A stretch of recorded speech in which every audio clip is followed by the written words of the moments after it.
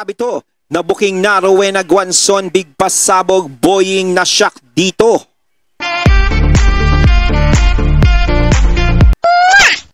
Ayan, syempre itong balitang ating matutunghayan ngayon ay nagmula kay Pinas News Portal. At ito po ang inyong lingkod na si BT na magbibigay ng reaksyon at komento dito sa video na ating matutunghayan ngayon. At wag na natin pagtagalin at sabay-sabay na nating panoorin ang laman ng video na hatid sa atin ni Pinas News Portal at bibigyan natin ng reaksyon ang balitang ito. Pasok! Bigyan natin ng reaction, opinion ngayon itong post ni Attorney Rowena Guanzon. Ayon, bago natin simulan ng video ito, nais ko nga pala magbigay ng credits dito sa boses na madidinig natin ngayon at bibigyan ng reaksyon walang iba kundi kay General Macanas. Siyempre, huwag niyong kalimutang suportahan ang channel ni General Macanas, mga katunay, pakibisita po. At huwag niyong kalimutang mag-subscribe at mag-follow para maging updated tayo sa mga vlogs, reactions at sa mga balita na inilalabas ni General Macanas. Yan po yung The General's Viewpoint, mga katunay. Ipagpatuloy natin. May nakikita siyang plano ni Secretary Boying Rimulya laban sa dalawang pro-Sara, kakampi ni BP Sara sa labanan sa impeachment, si Jinggoy at Villanueva. Ito, sabi niya, Rimulya as DOJ Secretary, the two anti-impeachment senators will be jailed to reduce votes. Kano? Rimulya's ombudsman. Reduce votes. BP Sara, ayun, kakasuhan. Romualdez is safe, put in jail, or Sara can't run. So ang ibig sabihin dito, yung sinasabi ni Ma'am Rowena Guanzon, ni Attorney Rowena, is kapag si Boying ang naupo bilang ombudsman, marami siyang mareresolba. Ibig ko sabihin, mareresolba ang mga kakampi nila. Pero yung mga kumakampi kay VP Sara, yun ang tatagilid. O lalong-lalo na ngayon, di ba? Tama naman sinabi ni General Macanas. Oh. Si Senator Joel Villanueva at si Senator Jinggoy, alam naman natin, hindi sila pabor sa impeachment ni VP Sara. So parang sinabi ni General Macanas dito, para makabawas sa magiging voting sa impeachment ni VP Sara, syempre kapag anti-impeachment ka, di ba, medyo marami sila. Eh yung mga pro-impeachment is kokonti. So kung yan ay mauubos, di ba, kumbaga iisa-isahin natin, kapag nagkaroon na ng impeachment trial si VP Sara, may pag-asa na sila na matanggal nila sa pwesto si VP Sara. Ang galing ni Ma'am Rowena Guanzon, no? Nararamdaman niya, pero nararamdaman na rin natin yan. Talagang maraming mangyayaring magic eh. Pag ito naupong ombudsman. Kaya nga parang pilit nila talagang gustong paupuin eh, no? Ngayon, kung wala ka naman talagang gustong gawing magic, ipakita mo nga na talagang matino ka talaga, na maayos ka magpapalakad, di ba? Talagang napakatalas ang obserbasyon ni Attorney Guanzon.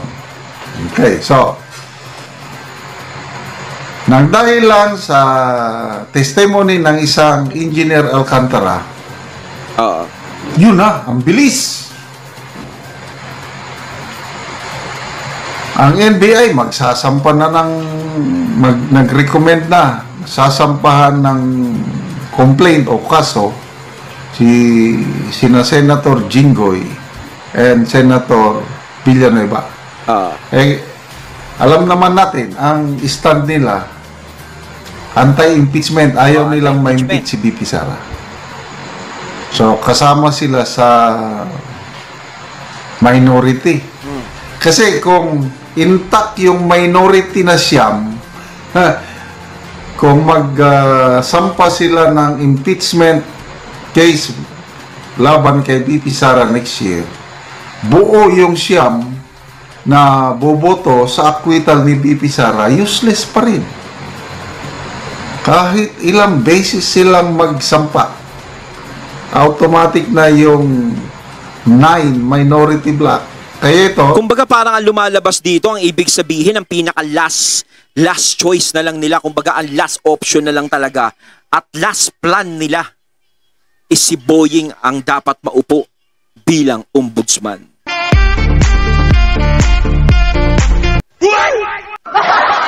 Parang gano'n. No, kasi kapag si Boy nga naman ang naupo, alam na, yung mga sinasabi nga ni General Macaanas, baka maaaring mangyari. Yung sinasabi ni Ma'am Rowena Guanzon, maaaring mangyari. 'Di ba? Alam naman natin na ayaw nila talagang maupo ang isang Sara Duterte sa pagiging presidente. Dahil alam nila sa mga sarili nila kung ano ang mangyayari sa kanila. Siguradong ang karma ay babalik sa kanila. Kung ano ang ginawa nila sa mga Duterte, ganun din ang tatama sa kanila. Parang ganun. Yun yung kinatatakutan nila. Kaya nga may nagrarally silang iwi. Yung, ano ba yun, yung na-stroke? Na-stroke ba yun? Wala ka na? Kasi. Kumbaga ano, wag nyong ihilingin na i-impeach ang presidente. Kasi kapag na-impeach si PBBM, papalit si Sara Duterte, wag naman ganun. Parang nakikiusap silang iwi. Kahit sila natatakot eh. At saka alam naman nila yan, na lahat sila natatakot, alam naman nila sa mga sarili nila yan. Ayaw lang nila aminin na kapag tumakbong presidente si Sara Duterte, napakalakas niyan. May posibilidad na 105% ay manalo. Diba? Agree ako dito sa nakikita ni Atty. Guanzon na bawasan nila ang boto. Babawasan yung boto. Para so yun ngayon, kakasuhan na nila ang dalawang pro-BP Sara na senador. Mantakin mo, no, ang gara, no? Sa Kamara, pinalitan si Tambi, pero ang pumalit, tropa. Sa Senado, ang pumalit naman sa Senate President at saka sa chairman ng Blue Ribbon, tropa. Ngayon, sa pagiging ombudsman, tropa. Naku. Lahat tropa-tropa. Talagang parang ano, no, lumalabas ngayon dito na dehado si BP Sara dito. Diba? Kasi nga dati nakita natin, yamado si BP Sara, nagyayamado eh. Diba? Pero syempre, wala naman tayong magagawa. Sino ba naman ang mga nasa posisyon? Diba? Kahit sabihin natin na magilyamado si BP Sara sana, eh wala eh. Sino yung mga nasa posisyon? Sila yung kumokontrol niyan. Boboto sa acquittal. Anyway, tignan natin. Ako nakinig ako kanina sa nakinig ako sa sworn statement ni Engineer Alcantara. Kung siya lang mahina. Depende ngayon dito sa Huwebes daw mag-attend yung USEC, dating DPWH USEC Bernardo. Kasi lahat itong sinasabi ni Alcantara na idinadawit niya si Senator Villanueva and Jinggoy, puro si Bernardo ang binabanggit niya. Na kuno, para kay Jinggoy, Bernardo, para kay Villanueva, Bernardo, puros Bernardo. Talagang parang nangyayari dito, talagang ang dinidiin talagang yung mga senador eh. Yung dalawang senador na yan eh. 'Di ba? Parang sila yung pinapaugong na pangalan eh. Pero si Tambi on the snow, parang gustong makalimutan ng ano. Kailangan makalimutan 'yan. Kasi nabanggit din naman siya, di ba? Kaya sa Huwebes, kung magsalita itong Bernardo,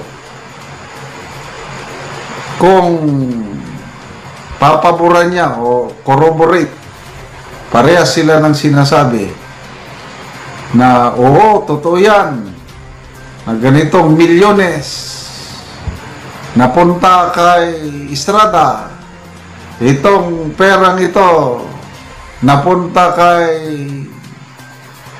Villanueva. Nako, ayan, medyo lalakas na yung kaso. Malakas na.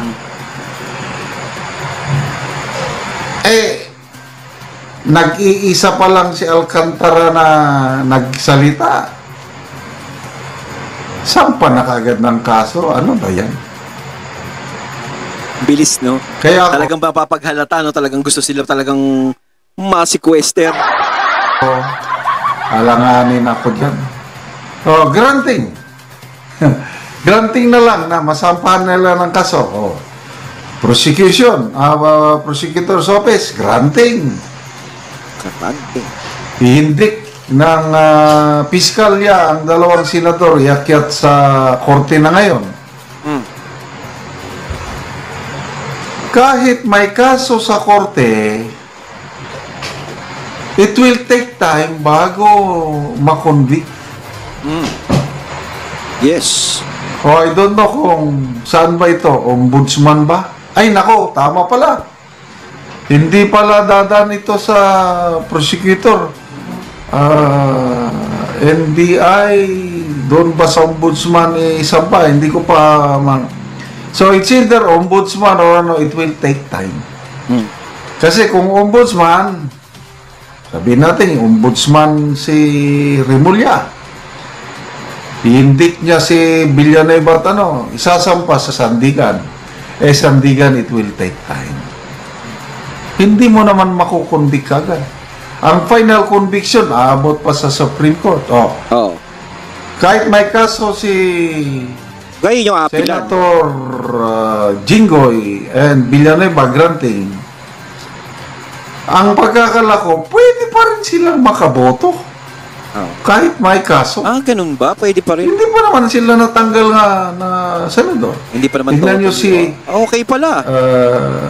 ex-senator De Lima, kahit nakakulong siya panahon ni Perardi, nakakaano pa rin siya, considered senador pa rin siya, although nakakulong. Pwede naman pala eh. Kaso ang problema, General, baka mamaya gawan din nila ng paraan para hindi makaboto yung dalawa. Habang dinidinig, ganun din. Kaya, kung kita naman natin ngayon, dami nilang naiisip na paraan eh, no? Para talagang mawala ang mga tinik sa landas natin. Talagang no? Talagang agresibo na sila, talagang puspusan na yung pagtatrabaho nila. Di ba? Kasi nga sa isang taon, alam natin, 2026 na eh. 2027, tapos magti-2028 na. Kapag hindi nila trinabaho yan, delikado sila dyan. Malapit na 2028 eh. Ganito ang plano nila, wala, it will not work.